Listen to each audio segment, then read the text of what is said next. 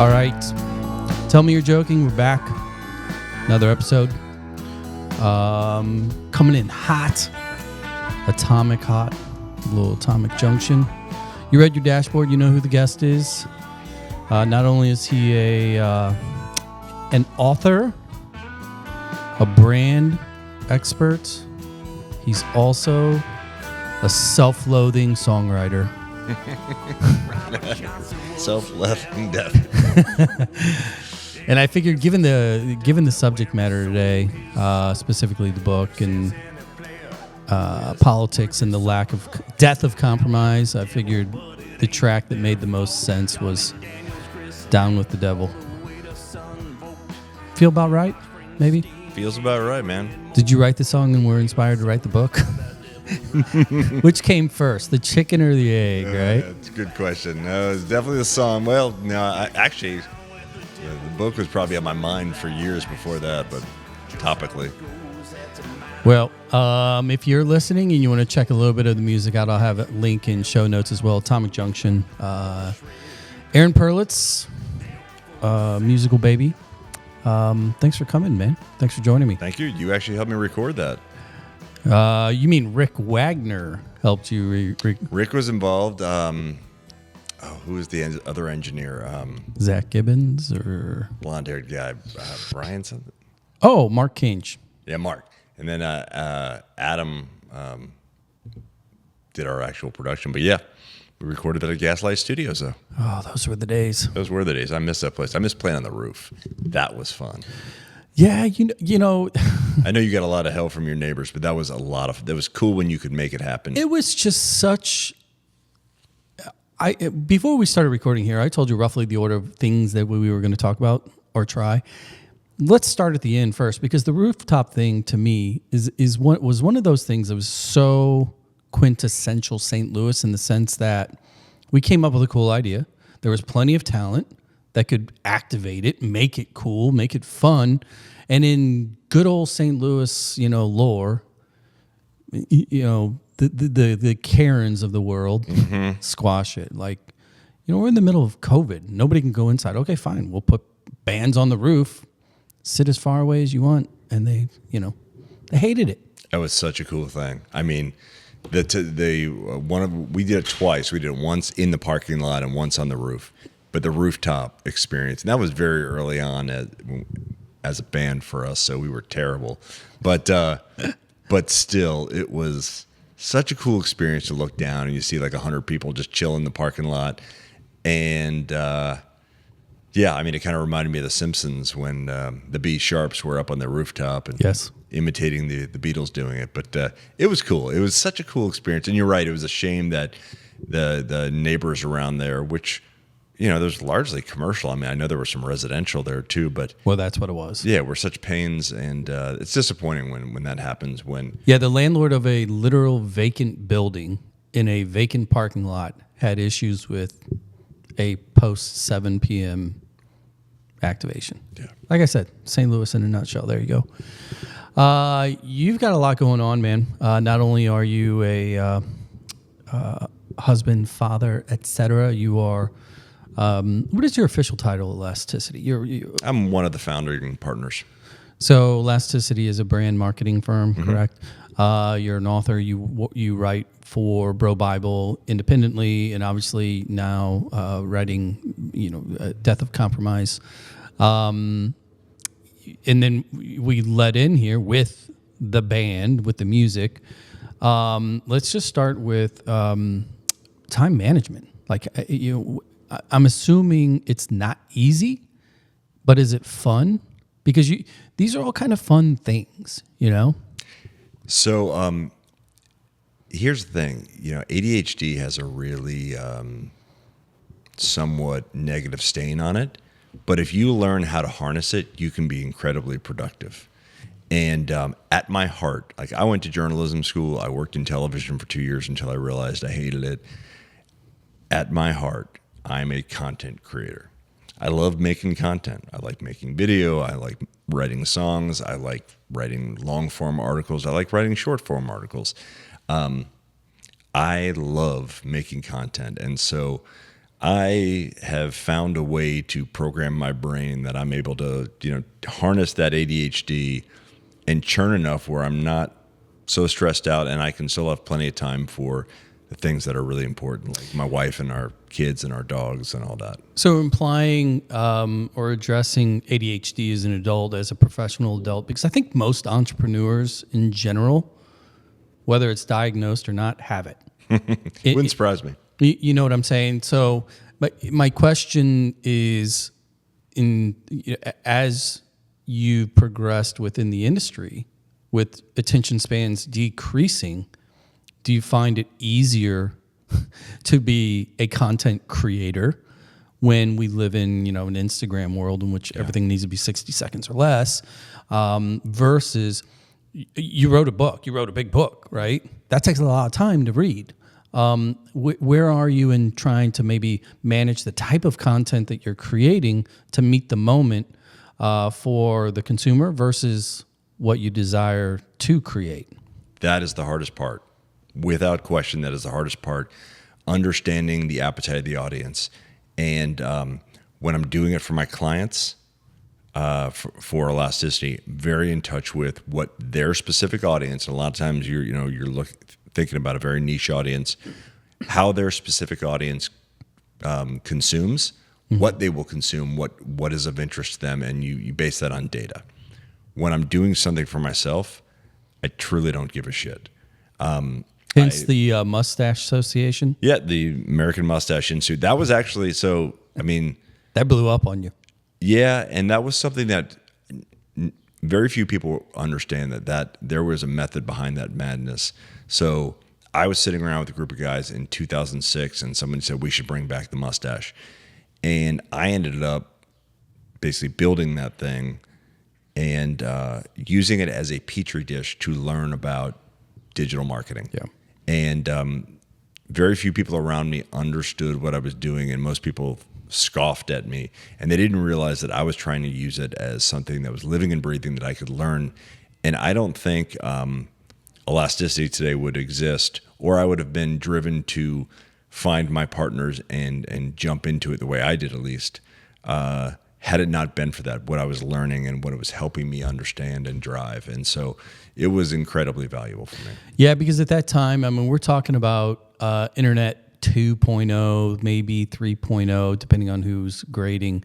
But you're in MySpace, you're in the early hot or not environment. There was no Facebook the way that we know it. I remember having a prospective client ask me if Facebook had launched about a year prior to this meeting I was in, and they said, is Facebook really a big deal? And at the time, there were a couple 100 million people on it, and we thought it was going somewhere. And I think you could tell by the design aesthetic and the continuum of updates to it that it was going to go somewhere. Where was Bro Bible in those years? Because that's been around a while. It has been around a long time. So Brandon Wennard is a guy that I met through the American Mustache Institute, because he found he got what I was doing with the American Mustache Institute. So every once in a while they would write pieces, and so I became friendly with him. And they were writing about pop culture, and they have a huge audience. They get somewhere around 10 million unique visitors a month to it, or to the platform. And so we built a relationship through that. And so ultimately he asked me if I'd like to be a contributor. And then when I started the podcast 7 years ago, I kind of brokered a partnership with him where I could take the audio and video of the podcast and then insert it into kind of a long form written piece that would almost narrate that interview. And so it's been a great relationship. I really respect Brennan a lot, and he's a great friend as well.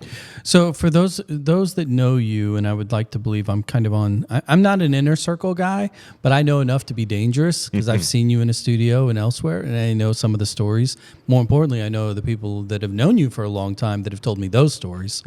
So you are, you're a little flip. You are a little crass. Would you agree that you're crass at times? At times, yeah.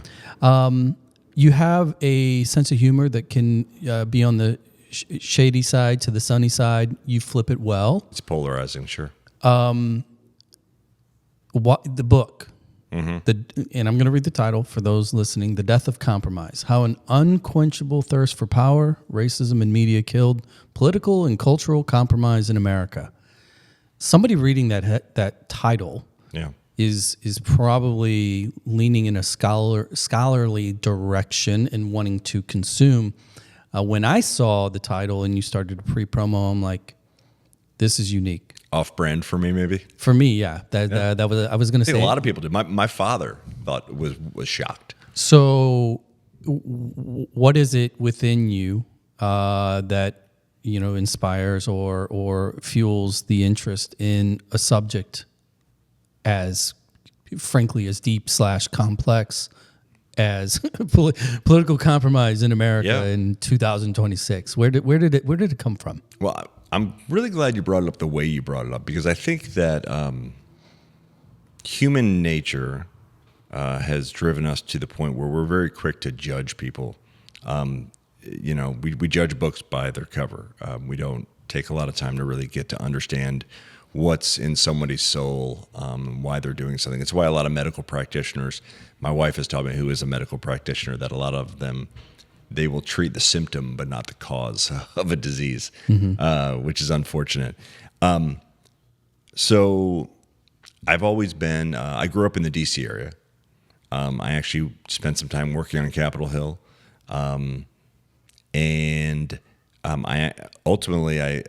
I've always thought of myself as kind of a moderate. I think of myself as a person of reason. I'm a pragmatist. I don't need everything. I don't need control. I don't need power. I just like to have my little slice in life. Everything I do, everything I've always done, from playing organized sports to the band that I'm in, you mentioned Atomic Junction, to Elasticity, to almost every job I have had, is a function of, there's a function of compromise involved, of teamwork involved. I grew up learning about teamwork. It is ingrained in my DNA. There is no great thing that has ever been developed that was developed by one singular human being. Just reality. So you pay attention. You know what's going on, kind of in the headlines. I'm sure you read a lot of news, if not just quick hits. Yeah. You kind of have to, being in the industry that you are. Did it feel somewhat opportunistic, or did you feel there was an opportunity to go ahead and dip your toes and literally type a book like this? Because it feels as if, being a pragmatist, because I would like to agree. I would like to also claim, I think, that I'm a pragmatist. Like Scott Galloway always says, I'm right of left of center. That's where I fall, right? But does the current landscape, did the current chaos, did it inspire you to take advantage of said chaos to try and tell a story that, frankly, 10 years ago, 15 years ago, 20 years ago, probably wouldn't have resonated? Yeah. Was there timing involved here? There was, but I don't think in the way that it wasn't an opportunistic means. So I can remember a lunch that I put together 10 years ago of some friends of mine. Two of them worked at the Federal Reserve at the time here in St. Louis. And I talked to them about trying to build some third party, not really a think tank, maybe a think tank, some type of online platform that would be to somehow harness centrists. So I think I've been kind of conceptually thinking about my frustration with where politics has been heading for 10 to 15 years at least. When Charlie Kirk was shot, that was September 10th of 25. That was my son's 21st birthday. So I'm doing what any dad does. I'm sitting around thinking about your son, thinking about how wonderful he is, how far he's come in life, how proud I am of him. And then, I hear the news that Charlie Kirk got shot. And I don't know much about it. There was, I think, a rumor at first. It was just kind of a news flash, like shots have been fired at this campus in Utah. Mm-hmm. And then ultimately, the news comes out, and I'm able to go on to Twitter or X and actually see something that I had never seen outside of like a movie. Yeah. To see the guy actually shot in the throat the camera was really close. It was someone's phone. Yep. And this was also right on the heels of 2 Democratic legislators in Minnesota who had been gunned down. One of them killed along with her husband. Mm-hmm. I believe the Speaker of the House there, of the State House. Yeah, it was a knock on the door, and the guy was in the fake mask as a cop. Yeah. And so these things have become progressively more prevalent. And I don't think anyone debates that. People will debate what the cause is, but they won't debate that they have become more prevalent. If you look at the data is in black and white. But I think I had reached that was the tipping point for me where I said, Too far? yeah. And I said, I'm a content creator. What can I do? I'm going to write something. I've written hundreds upon hundreds of articles, and I can only think of 1 or 2 of them that have ever made people stand up and say, oh my goodness, like in mass. And so I thought to myself, at the very least, I want to take what I've been thinking about for 10 or 15 years, and I want to put this into a book. And I also want to understand, I didn't understand really the science and the data behind what has been driving all this. And so I knew that if I spent time actually researching all of this, that I could at least personally, whether someone ever read this book or not, whether I sold 20 copies of it or what have you, that I could at least do this for myself and hopefully make whomever chooses to read it to maybe make some semblance of a consideration about whether it's violence, whether it's about listening to one another, whether it's about not judging a book by its cover, somehow crossing this bridge that seems to have dramatically divided our country over the past 20 years or so. And so that is why I wrote it, because I was just incensed, and I wrote it fast. So, well, yeah, because that's a quick turnaround. Well, I actually had the first draft of the book done in 8 weeks. Oh, and now that was before I had actually spoken to anyone. So this is just me word vomiting on pages, just writing every evening when I would be done with work. And then I realized, if I'd like this book to reach some audience whatsoever, I need to speak to some people who have some heft, because I have no political heft. Like you said, people don't think of me, for the most part, in a very serious way. Maybe from a marketing perspective, the clients that I've worked with, having worked with huge brands around the country. Yeah, but that's a siloed persona. Yeah, because for as long as I've known you, I know you have those clients. I have no idea how you operate within that realm. Yeah. Right? Because I see the socials, I see the band, I see the loadout, when we cross paths. And my jokes that I'm not always making. Yeah. So my question about going back to the book in initial intent. Yeah.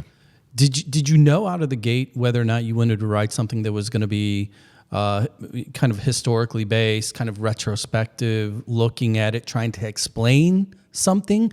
Or was there a point or an intention, or is it even in the book, in which you're like, here's a little bit of a roadmap as far as solutions, or maybe looking forward out of this chaos that we currently have? What direction, was there a directionality in the writing that a reader can kind of anticipate looking backwards or looking forwards, or is it both?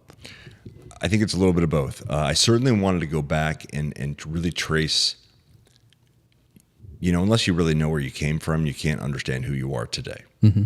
And so I wanted to do that. And I didn't feel like there had been enough conversation about it as well in political circles, because we're so caught up in just saying how someone else is wrong that we don't stop and say, what the hell is wrong with society today? And I mean, this is bleeding not even into just politics, but into local communities. Oh yeah. Thanksgiving tables. Yeah. And I find it awful. And so I wanted to first understand where we had been. And then I'm not a policy wonk. I would never pretend to be. I've told everyone that I've spoken to about the book that is not my forte. So I didn't want to I didn't feel like I should be prescribing some very politically specific tools to address what has happened. I did, however,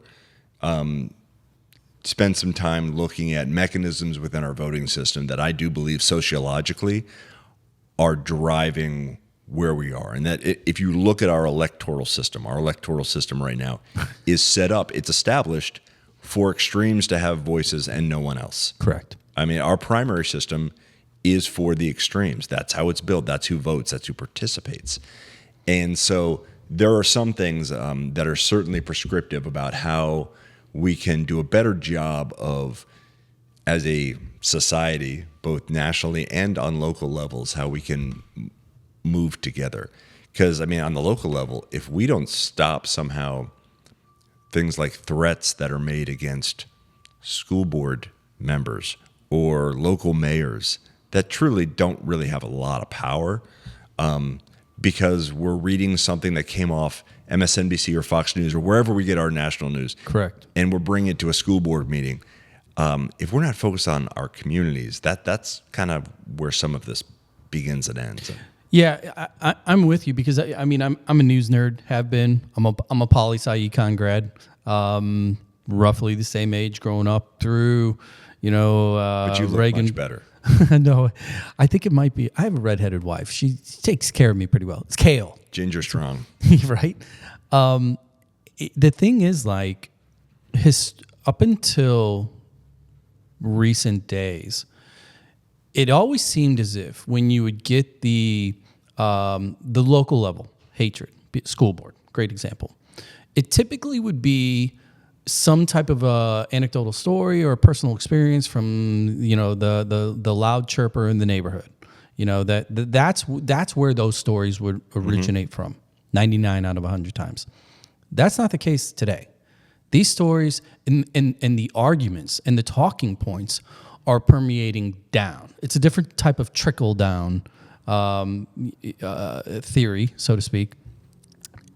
In your research, was there I'm not going to say an individual candidate or politician, but was there a time frame in which through the research you saw that pendulum shift from things that happen organically, locally, where everybody are just kind of, maybe they're single issue voters and they just always going to argue, versus we now have the party and a person or a faction selling the story downhill exclusively? Well, I would say where I think the seeds were sown, there's a couple critical points that I found. There are some things that go back to, honestly, the Civil Rights Act in the 60s. And what happened then was the South used to be primarily Democrats. Right. And that's when the Southern strategy was launched by the Republican Party. One of the people I spoke with in the book for the book was Senator Tom Daschle, former Senate leader from South Dakota. And he believed, and I thought this was fascinating because honestly, I did not think about this until he brought it up. He thought that C-SPAN beginning to televise congressional hearings was a truly destructive thing because it created an essence of performative politics. It was always stumping. Always. And he said as soon as the cameras were off, things were markedly different. One of his best friends in the world is Trent Lott, someone who is conceivably on the other side of things from Senator Daschle throughout their entire careers. They are thick as thieves. And he said they would talk about it all the time, about how these politicians would say one thing while the C-SPAN cameras were on. And then when they were off and they were meeting in the evenings, how things were more thoughtful. They were passionate, but they were thoughtful. There were people, like he said, in tears. And I also spoke with Senator John Danforth. He believed the same thing. But I do think that that C-SPAN beginning to televise congressional hearings was a major trigger point. The next one was in 1987. There was something that governed media from 1949 through 1987. It was called the Fairness Doctrine. Right. And the Fairness Doctrine was part of the FCC. And as part of the Reagan administration's efforts of deregulation, Everything. They chose to remove the Fairness Doctrine. And what the Fairness Doctrine did was essentially say you couldn't have opinion in news. And that ultimately created someone who's very familiar to all of us, Rush Limbaugh. And Rush Limbaugh gave way to Fox News and MSNBC. And so I think that, to me, the removal of the Fairness Doctrine was another major, major trigger point. You asked about a who.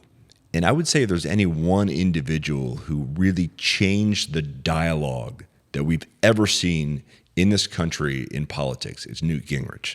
So as Fox News, as Rush Limbaugh are really gaining traction, Fox News was just starting up. As you probably remember, Newt Gingrich launched what was called the Contract for America. Correct. And whatever that might have been, it was a kind of a doctrine of that Republicans were getting behind. But more than anything else, there began a dialogue on Capitol Hill that we have never seen before. This explosive language that people like Gingrich and Tom DeLay from Texas were using that we had never seen before to castigate opponents.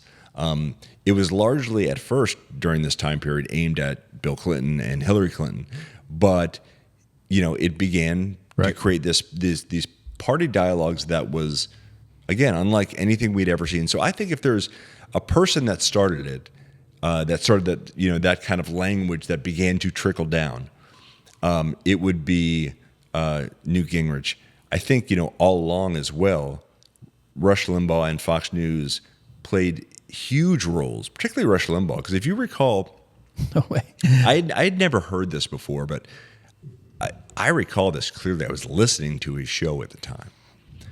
When President Obama was elected, the day after, Rush Limbaugh said, I'm going to do everything in my power over the next 4 years to ensure that he is unsuccessful. Right. I'd never heard someone say that But they love America. And this is the point of the book. If you think about a marriage, you and I are both married. We've been married. Both of us have been married a long time. We have kids. If you think about a successful marriage, you are more concerned with the state of the union of your marriage, your partnership, than you are about being right. We have decided as a country, largely, to put being right in front of the state of the republic, putting power in front of the state of the republic. And I think that's probably what I saw. I didn't really know how to frame it at the time.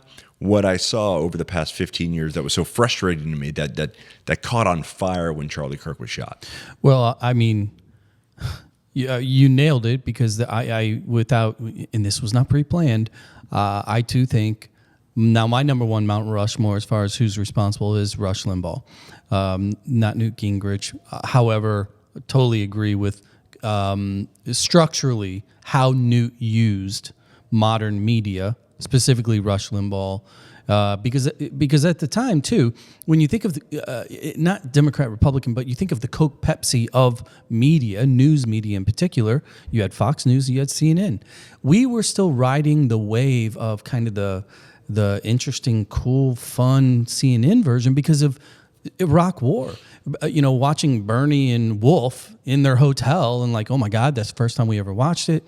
And CNN seemed to, it was very, very late to the game in actually becoming opinion. Very late to it. Because they had to, because their ratings were going downhill so fast. They had to do something.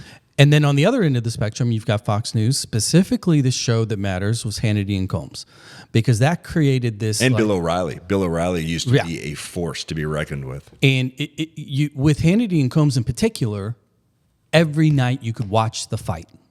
Yeah. And it fed the machine, right? Mm. And so my own personal story, and I'd love to get your take on this, because my dad was he operated a very small trucking company. They never made a lot of money. Was in a one-man office down in Madison, Illinois, by himself all day, smoking cigs, just dealing with owner-operators, shipping steel. And, had to come home, feed 3 kids, help my mom. That was his number one priority.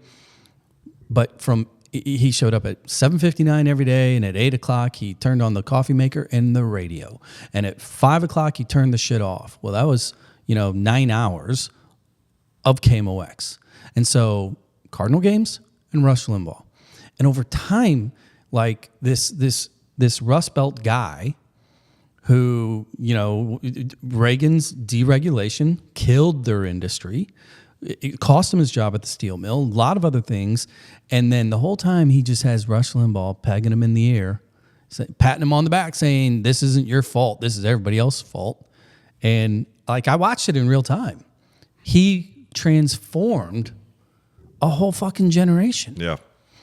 Yeah. So, I went through I had a very different experience with my parents, the way they consume media.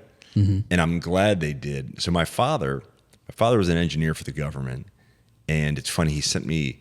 I mentioned this in the book, and he sent me a photo of it the other day in real time. Every morning, he would get up and read a hard copy of the Washington Post and have cereal and a banana.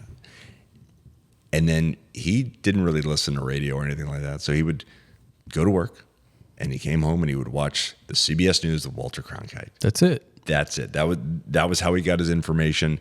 But to your point, there was nothing pecking at him throughout the day. There was nothing driving him.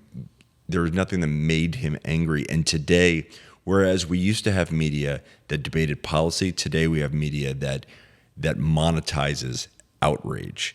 And you can't build compromise when media's business model in general relies on making us hate one another. Right. And that's where we are right now. I mean, again, CNN's gotten into the game about 10 years ago late. MSNBC, Fox, there's tons of radio. I was speaking on 97.1, and Mark Reardon asked me, he said, are shows like mine part of the problem? And I said, yeah. And he said, to his credit, and Mark and I have been friends a long time, and I like Mark a lot, and he's been very good to me. He said to me, I think, you might be right. And I was surprised, and I got off of Twitter because of guys like him, like legitimately.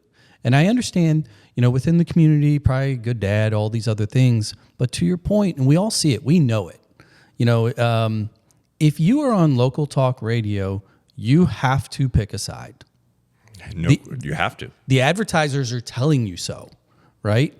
And so if you do that 8 hours a day, or for them 3 hours on on air, or 4 hours, whatever they're on, you can't talk for that many hours a day and not allow it to become who you are, And that's the thing. Like when I think about the book, and full transparency, haven't read it yet. I will, but I'm already kind of having been in the weeds myself personally, seeing my dad transform, seeing my brother, who was a steel worker, go from, old school Dixiecrat union worker to, he was MAGA. Everything was conspiracy, up until the point that he passed away. And part of it was, the lifestyle. I do firmly believe that was part of the equation. And it's just sad because I do think that our generation was a generation in which, we're coming out of Vietnam for the most part with a lot of our peers, parent peers. And the 80s, as much as it was chaotic, we still had fun. We did our things. You get in the 90s, sure. All of a sudden there's more money. As the Clinton years, as bad as NAFTA was for a lot of manufacturing, as consumers, we won, and all this happened. But now it just feels different. And especially, I want to get your just closing thoughts on the book. Is there a representation or a goal in writing this book of what you want for your kids? Huge part. I'm so glad you brought that up because, the correlation of my son's birthday and Charlie Kirk getting shot, I'm thinking about how much I love my son and thinking about the great things that I hope he achieves and that I want for him.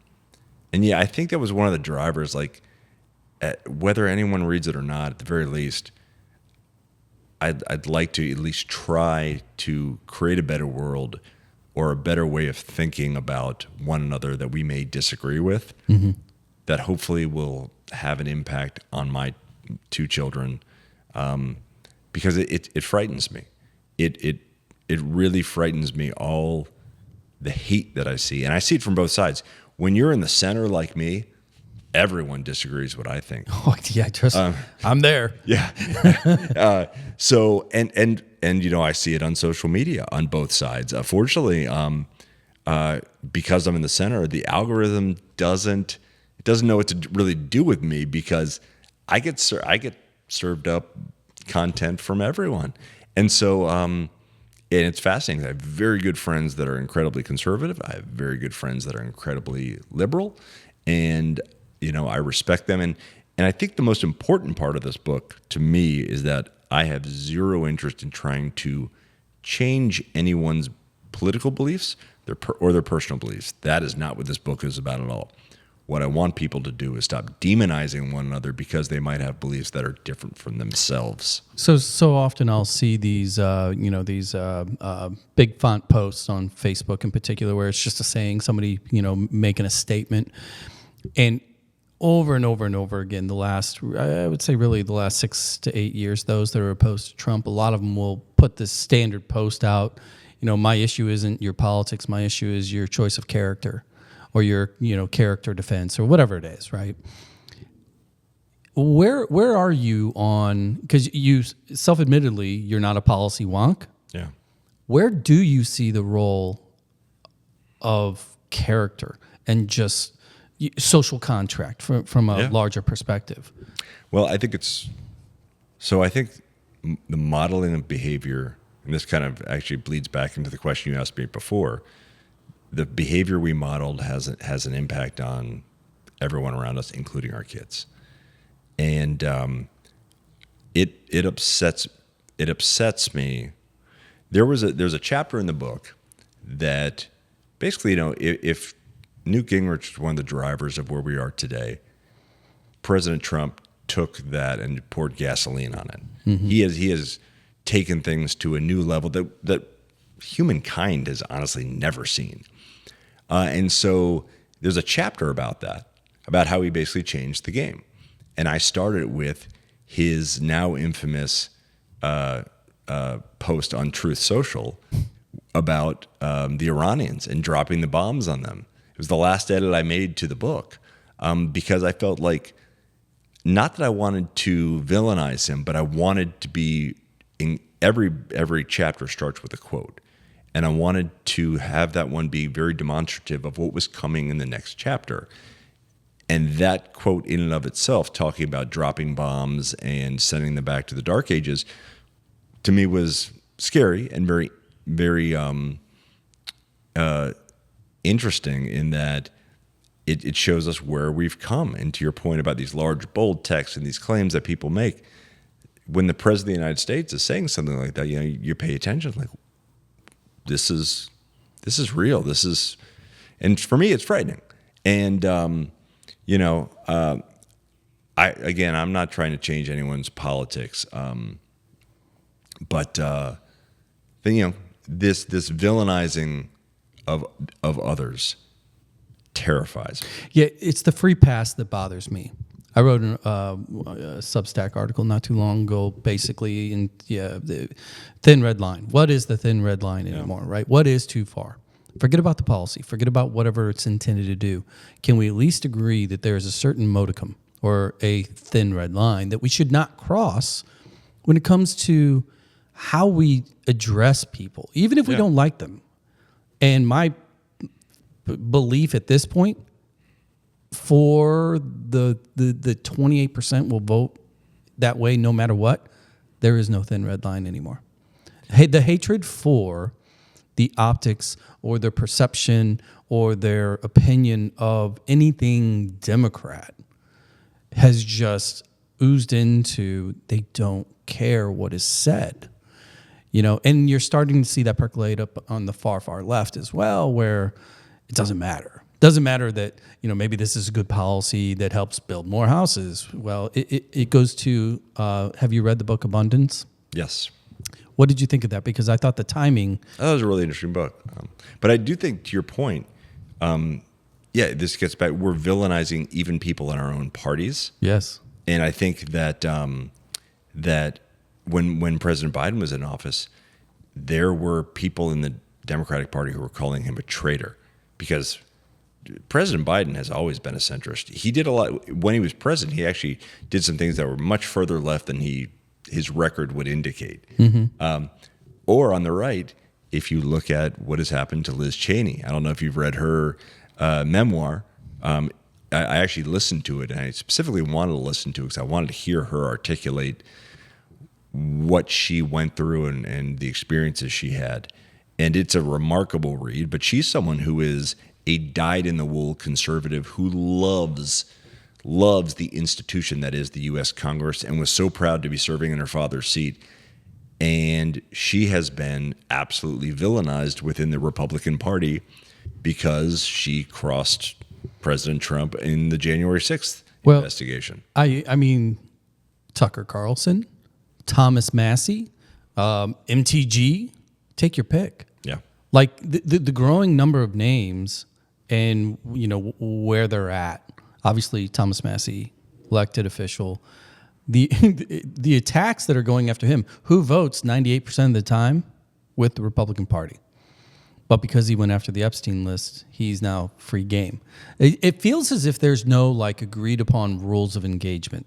Is that kind of in totality? Are we just all bets are off? Social media, most engagement wins. The train has fallen off the track. It is that we are in an outrage economy. That's what it is. Outrage wins every single time, to your point. That sounds super uplifting. On that note, let's take a quick break. The Death of Compromise, Aaron Perlut. I will have a link to the book in the notes when we come back. We're going to shift it up a little bit, pull things maybe a little bit more into the 314 here under the arch. Music, a little bit of branding. What is STL made? Do free zoos really matter in the long run? I don't know. Maybe those things and a few more. So you ready to take a quick break and come back? Let's do it. All right.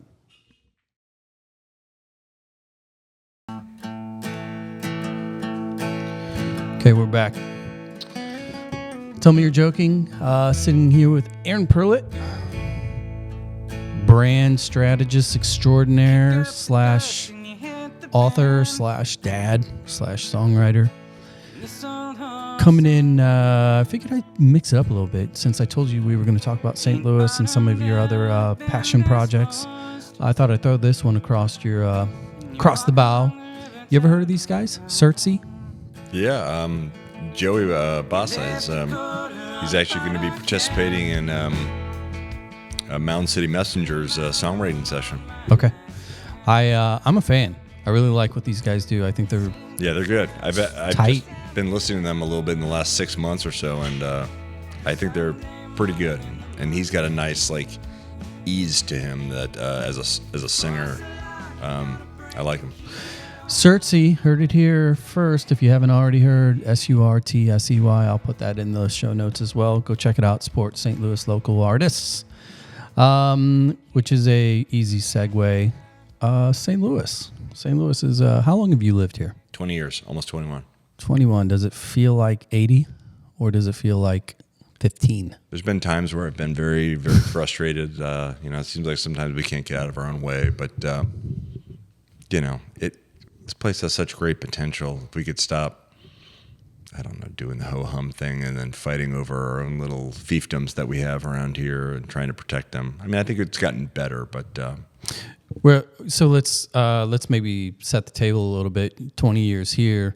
Where's the meat and potatoes of your livelihood? Where were you prior as a frame of reference? Okay, so before... My wife and I moved around a lot over about a 10-year period, so let's see. Go ahead and tilt that up a little bit if you don't mind. Yeah.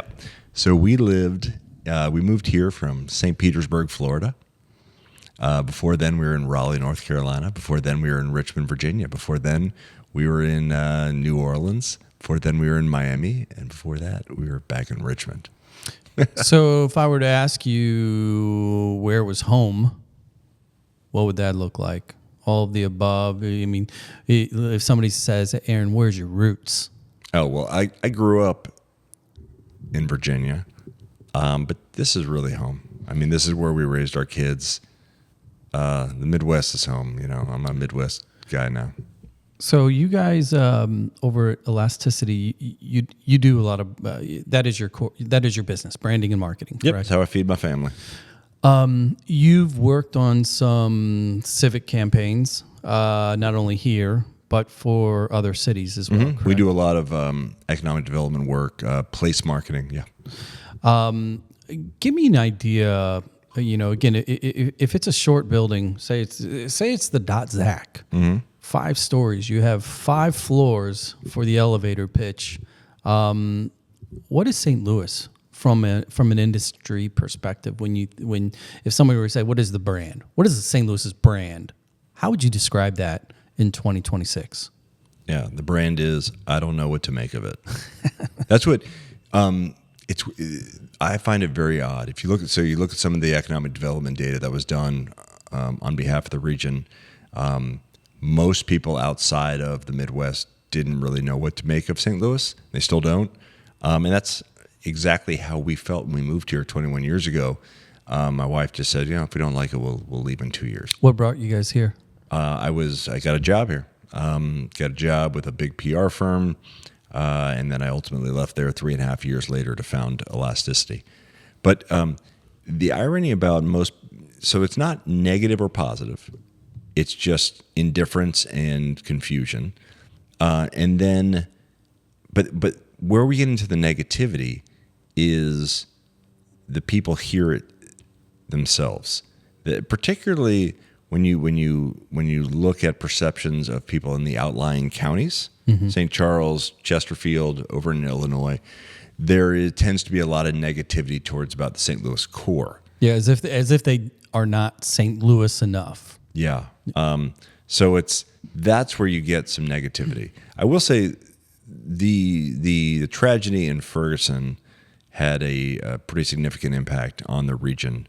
Not only both in the outlying counties who for some reason conflated Ferguson and downtown St. Louis, but also outside the region. It finally gave some semblance of awareness to hang your hat on. Of St. Louis, that was something that could be known. What isn't that like? You use the word conflating Ferguson with downtown St. Louis. Yeah. The reality is, if we got our wish, we would actually be in a situation to where anything that were to happen in the region, it would be a St. Louis issue. Yeah. Because we do have the city-county split. Yeah. Right.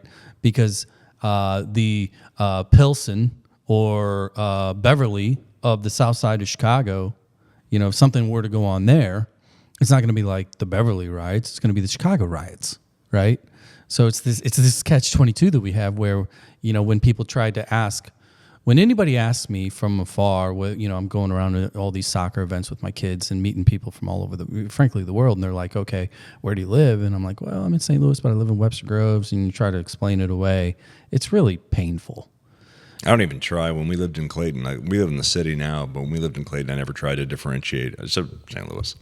So when you travel around and you're working for other municipalities and you're working on their kind of marketing campaigns, does it ever come up, like as far as like, is it what is St. Louis doing? Because we want to do the opposite, because that's how it feels. Yeah.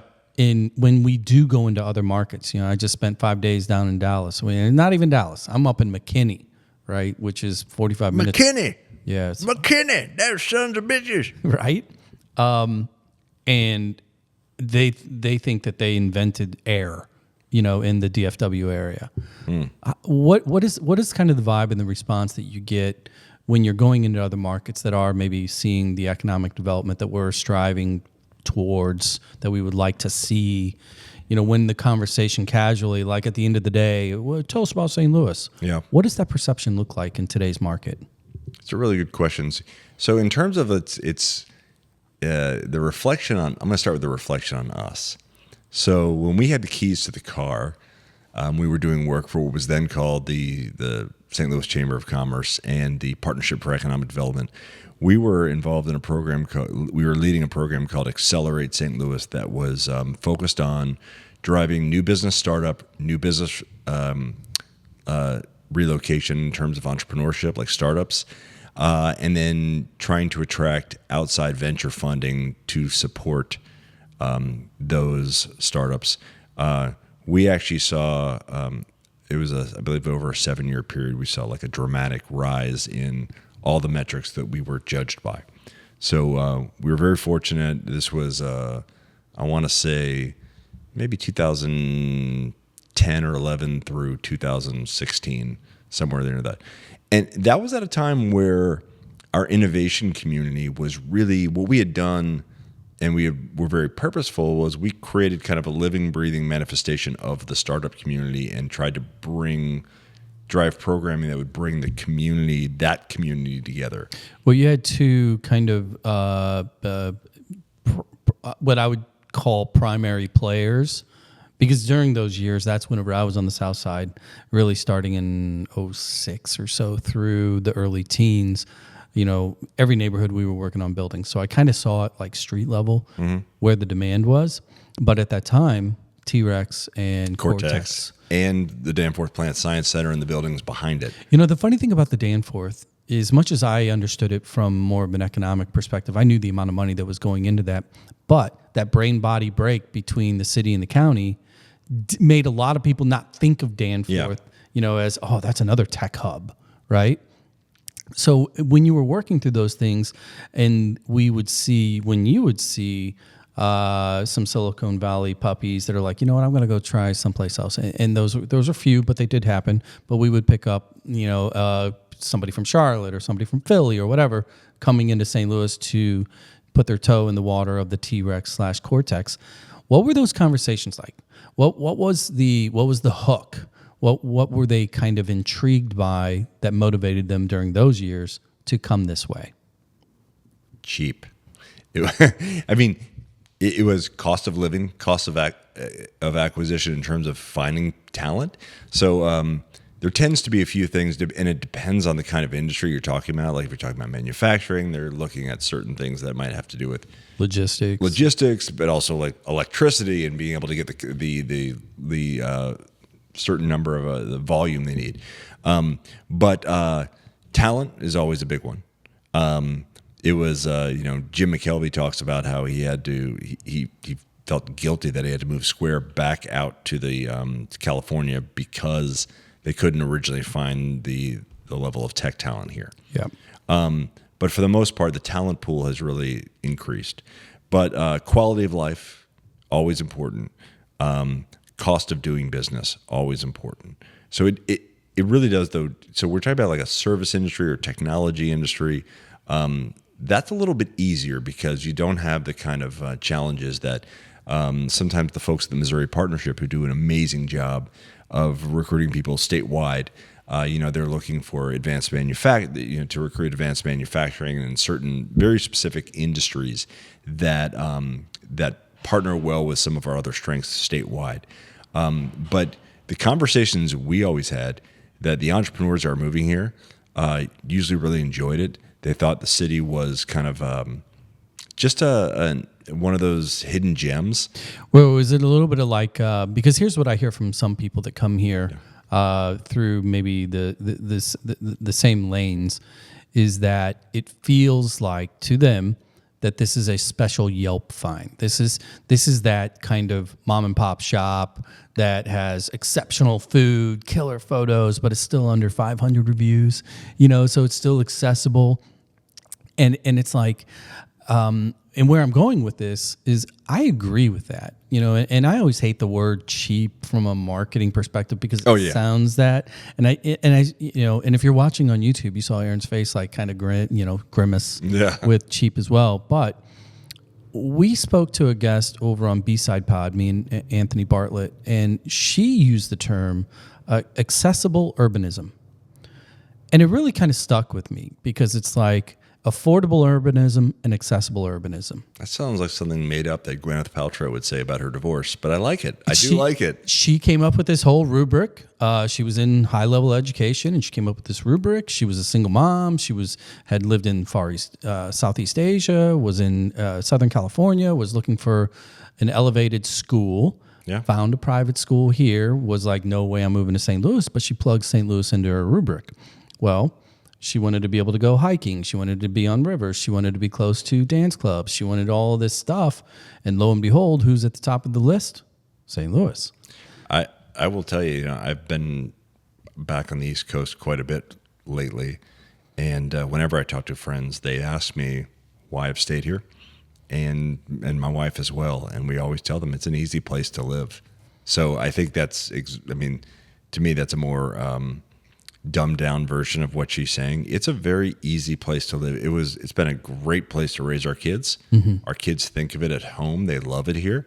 One of my kids is living in Kosovo now, working, and one's in junior college in Bloomington. But they adore their experiences here on many levels. But it's just an easy place to live. It is affordable, whether we want to say it or not. There are great free public things to do.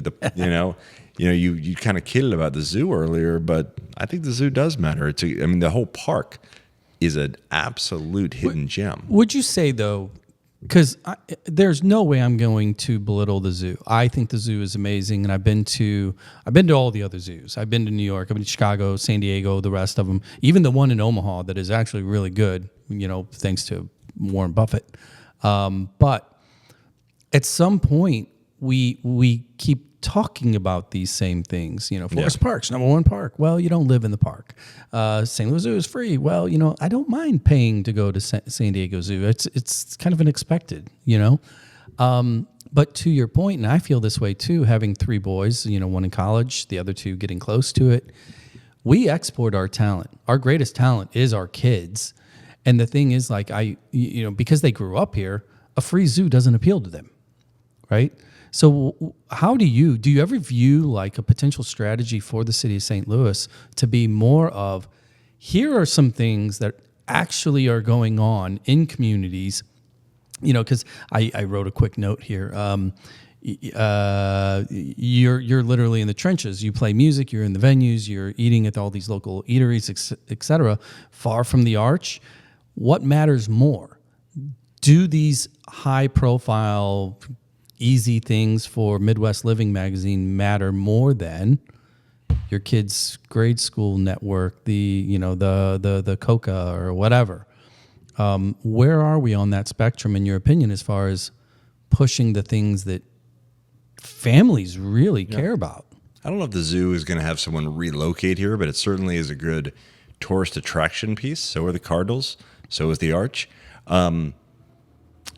I agree with you in that. So I wrote this piece for Forbes a long time ago. It was called "St. Louis Doesn't Suck." And it was the most popular thing I have ever written in my entire life. And it was about an business attraction strategy that I had in my head that my old boss, who was a total bully, had told me was a stupid idea. And ultimately, it became the foundation for the program I was talking about before, what we called Accelerate St. Louis. And it is that, let's use rubric before you were using that. Yeah. There is this matrix that you put together of different things that are important to you when you think about where you're going to move or live, or when a business is making that consideration. And that matrix has got to have a handful of different things. Like schools are important. Talent, like if you're a business, talent's important. Cost of living is important. And so I think that St. Louis checks a lot of boxes. Our problem, I think, has been, one of the biggest problems is that we don't make the kind of investment that's needed. You were kidding earlier about a St. Louis marketing campaign that's been ongoing for 5 years or so. And it's fine. It's actually, it's not groundbreaking by any stretch of the imagination, but it's fine. The problem is they've put very, very limited resources towards it. And it's not meant for, a lot of people around here don't see it because it's not meant for us. Correct. And so it's meant to go elsewhere, but they really haven't put the kind of dollars that, say, Pure Michigan put towards economic development and trying to attract people. Programs that have really, when states or cities have really doubled down on attraction. I think right now, downtown St. Louis is, it's just an empty shell right now, and it's unfortunate. I got to write a piece for the Business Journal, I think about 3 months ago, where I basically made a case that what we should do is roll out the red carpet for Hispanic entrepreneurs. Mm-hmm. Now, Metro St. Louis would never do that because for some reason we've never really done a good job at welcoming Latino, whether it's immigrants or just Latinos in general.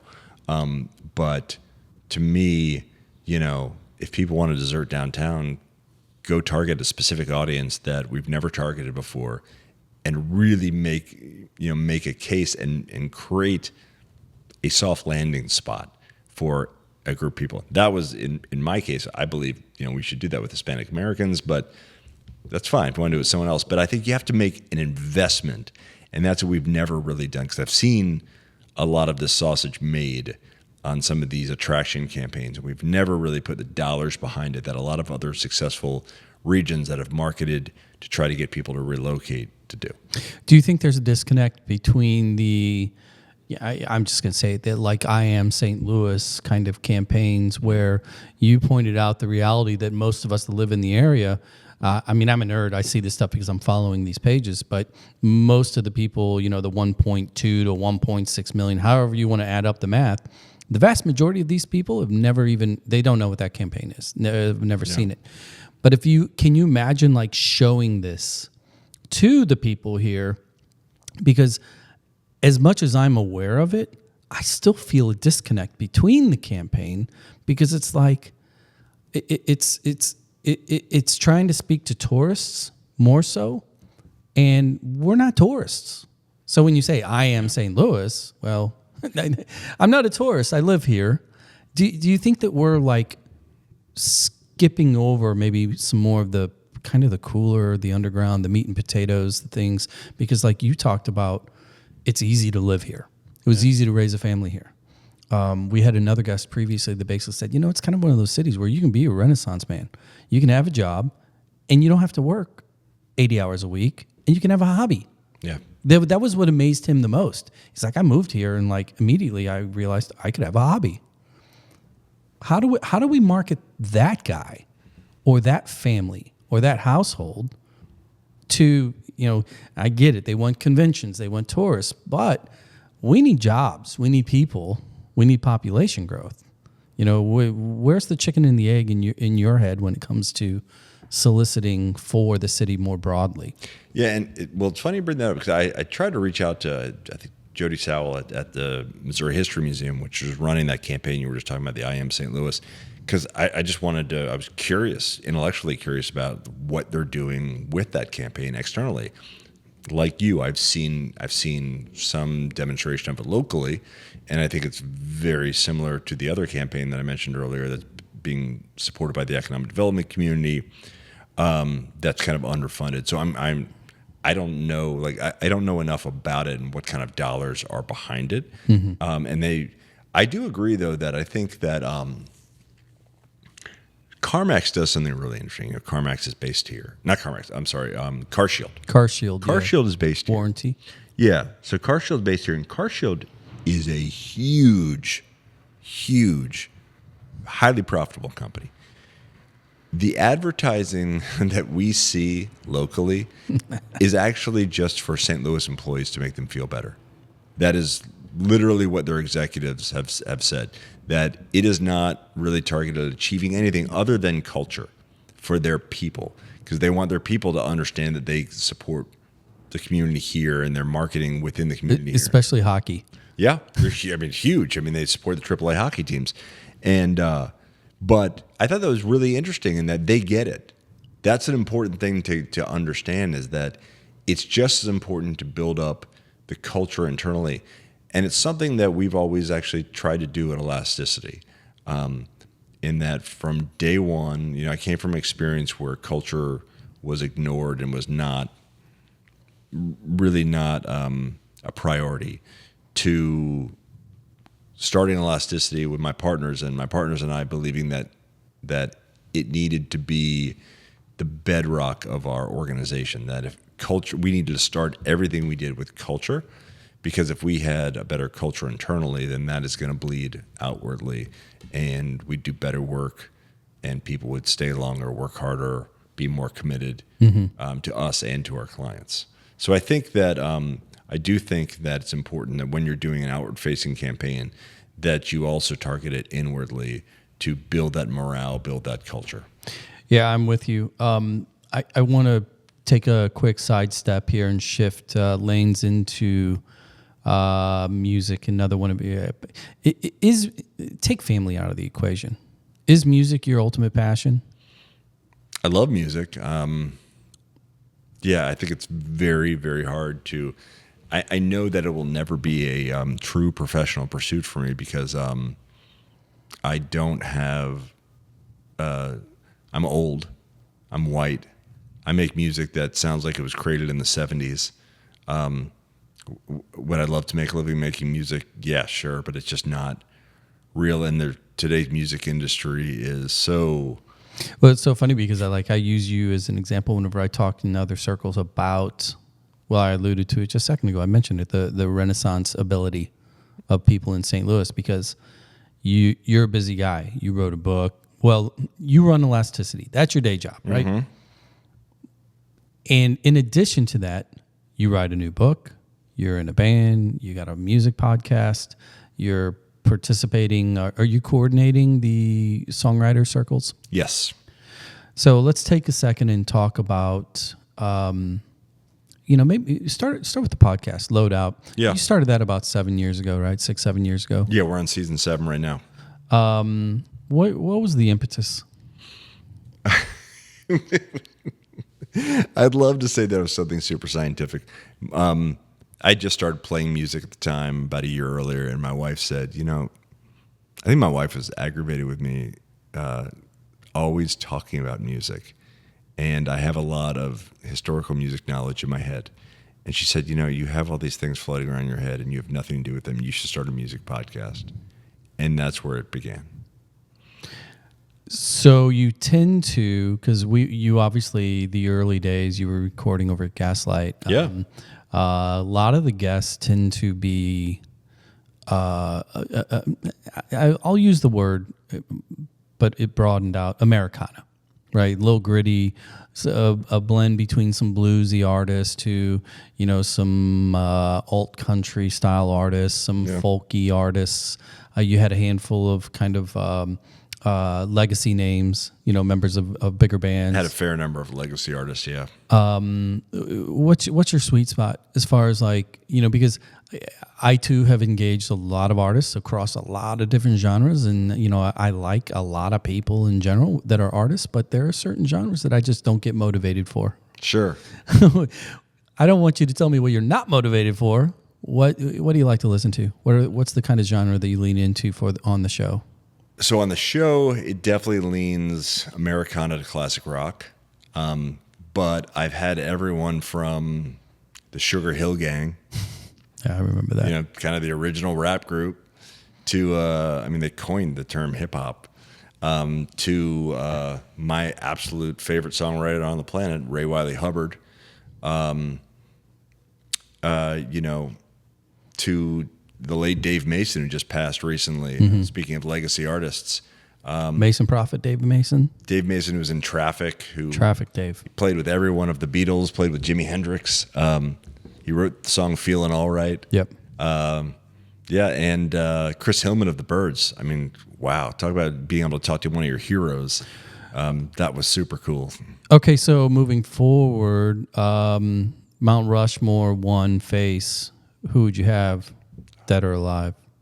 Probably Dead or Alive. Dead or Alive. Oh, Dead or Alive. James Brown. If I could have Dead or Alive, it would be James Brown. I love late 60s, early 70s soul and funk. There's a woman named Ann Peoples that I've been trying to track down. She's probably in her 80s. She lives in Memphis. She was a huge hit-making singer in the 70s. Her husband, Don Bryant, just passed away recently. I had Steve Cropper, who was on the show. Yep. He actually tried to help me track her down. Tina Turner is another one of my absolute heroes who I just adore and love. But I would think, if there's two people alive who I'd like to have would be Steve Earle and probably Mike Campbell from Tom Petty and the Heartbreakers. Those are two people that I'm really fascinated by and are just amazing. Well, that sounds like the bookends of kind of your preferred lane anyway. The little Southern classic rock to the Americana country songwriter. Those are, some of the bands that I think, as a songwriter, I certainly try to craft music that is somewhere in that pocket. So St. Louis, you've been here for 20 years. You started playing 7-8 years ago. You've obviously had conversations with a ton, but more importantly, you've become part of the quote scene, for lack of a better word. Yeah. You've met a lot of local artists, songwriters, performers, etc. Again, that short elevator ride. Somebody says, "What's St. Louis music scene like?" How would you describe it through your own lens here? Yeah, I have some very pointed opinions about this, actually. Well, I've read a few of them. Yeah. So, and things that I struggle with. So, it comes from my personal vantage point. So, it's incredibly subjective and selfish. But I will say this, that this is a town that loves its cover bands and tribute bands. Loves them. And it's not terribly unusual because through the Loadout, I've talked to a lot of other bands around the country and they tell me similar things. So, St. Louisans always think we're special snowflakes and we're really not. What bums me out a little bit is that there's a nice little original songwriting community here. Bands that play original music and would love nothing more than to play original music from dusk till dawn, every day, 365. Unfortunately, it's really hard to do that. Maddie Shell, who was one of the most talented Americana players in town, she's on a record label out of Nashville, and I think they would love for her to relocate, and she loves St. Louis. This is where she and her husband live, and they want to play music here, and they're based out of here. And she's fortunate in that she has a nice friendship and partnership with Devin Allman, and so she can tour with him periodically and play with him. But it's hard. It's hard for an original Americana songwriter, singer-songwriter, to really stake their claim here. There's I'm not going to say his name, but there's a blues player in town who's been doing it a long time and is real talented and is charted on the blues charts. And I mean, he has toyed with the idea of hanging it up because he's just struggling with, making ends meet. Yeah, I know who you're talking about. It's a shame, and but then if you want to go play covers, you can go make a couple grand playing at a wedding or. Well, so I'm going to go down this road a little bit because I too have some pointed opinions as far as it goes on the music side here. I'm going to start at the philanthropic top. Yeah. Because so much of St. Louis music, quote, scene, arts in general, is really derived and driven by the nonprofit sector. We do not have a functional music industry here outside of venues, because we have a huge concentration of very successful venues that sell more tickets on an annual basis than the city of Chicago's venues combined. Right, so when you look at everything on Del Mar, from Pageant, Del Mar Hall, to Blueberry Hill, to take the stadium tours, take the Factory now, add them all up. Right across the street here, actually, the Sovereign, brand new one, right? Old Rock House, etc. We are not short live music. When it comes to the local artists' access to those venues, that becomes extremely limited. Therefore, they shift into more of the restaurant bar scene, Broadway Oyster Bar, where you've got these venues that provide music, right? But St. Louis is often given away so much free to the community, whether it's the zoo or the park or, these local festivals, that over time we have conditioned our populace to not value music from the standpoint of, I need to pay a cover, I need to tip more, I need to pay, I knew where you're going. This is the town where everything is free. Everything's free. So therefore, if I'm a venue owner and I need to keep people there, I don't like taking chances, just purely from a capitalist standpoint. I don't like taking chances on an original band with original music when I've got this overhead and I need to sell X amount of shrimp tacos. How do I keep people there? Or just tickets and booze. Correct. I mean, so recently I played party to this. So the Sovereign, phenomenal new venue. So I put together a showcase for them, including Atomic Junction and Matty Shell and Jesus Christ Supercar. 314 Day, right? Yeah, 314 Day. Yeah. And we put on 3 bands, put on great show. It was a great show. It was undeniably, all 3 bands put on terrific performances. If I don't say so myself, or do say so myself. But the crowd wasn't huge. I mean, we had maybe 150 people in there, and it's a good sized venue, and so it's like 700-800. Yeah, it's bigger than. I mean, it holds more than the Rock House. I think the Rock House is about 6. Yeah. And so, I'm a data guy. The data backs it up. I remember Tim, one of the owners, said to me, well, we gave it a shot. And I'm sure that does not mean that he's done with putting on, local showcases and things like that. And I really appreciate the fact that he gave us an opportunity. One of the hard parts for me is that, and my wife sees this, and she's always, I think she's frustrated because I try to lean on her for help, is that every time we have a big show, I'm just trying to, bust chops and get people to come. And it's so hard, and it makes the experience for me so unpleasant because I just want to go play. I just want to enjoy making music and making art with the guys in my band.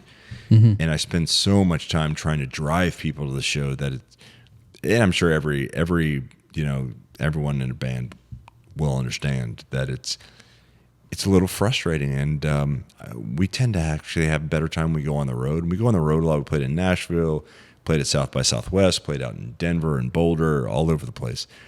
And we just tend to get a better reception when we go elsewhere than we do here. And I think that's probably human nature. You tend to take advantage or when it's in your own backyard, you tend to take it for granted, Well, I'll give you kind of a compare contrast. If you look at Nashville, been going there for years. I remember going there pre-kids when it was actually cool. A lot has changed. Before it was just bachelorette parties. Yeah. Oh my God. Yeah, there were none. That's where engagements went to die, not to celebrate.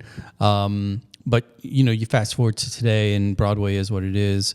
You give credit for where credit is due. Number one, look, it's clean, it's incredibly safe. The vibe is it's a fun vibe, whether you like the music or not. It's a really fun vibe. I don't even drink anymore, and it's fun just to walk up and down Broadway. But the thing is, like, there's still this unspoken expectation.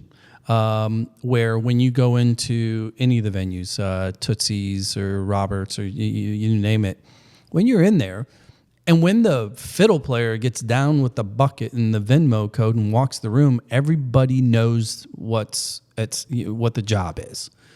And these bands famously are not paid by the venues.